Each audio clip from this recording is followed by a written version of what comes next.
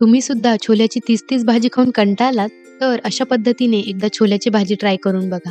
ही अगदी काही मिनिटात बनते आणि तिची चव तर एक नंबर लागते. तर त्यासाठी 5 ते 7 तास छोले भिजवून घ्यायचे आहे. कुकरमध्ये भिजवलेले छोले, त्यानंतर सर्व प्रकारचे खडे मसाले, मीठ आणि पाणी घालून 3 ते 4 शिट्ट्या काढून घ्यायच्या आहे. त्यानंतर एका मिक्सरच्या भांड्यामध्ये दही, हिरवी मिरची, आलं, लसूण, त्यानंतर लाल तिखट, धना पावडर, थोडासा गरम मसाला आणि जिरे एकदम बारीक वाटून घ्यायचं आहे. त्यानंतर कढाईमध्ये तेल गरम करून त्यामध्ये जिरे आणि चिरलेला कांदा घालून व्यवस्थित परतून घ्यायचा आहे. कांदा लालसर झाला की त्यामध्ये चिरलेला टोमॅटो घालून तोही व्यवस्थित परतून घ्यायचा. त्यानंतर तयार केलेला मसाला, त्यानंतर थोडीशी हळद आणि हिंग घालून व्यवस्थित तेल सुटेपर्यंत परतून घ्या. त्याच्यानंतर आपल्याला शिजवलेले छोले, थोडासा गरम मसाला, मीठ आणि गोल चिरलेला कांदा घालायचा. कोथिंबीर घालून मसाल्यामध्ये थोड्या वेळ छोले शिजून घ्या. तयार आहे आपले चमचमीत असे दही छोले. रेसिपी आवडली तर लाईक, शेअर, सबस्क्राईब.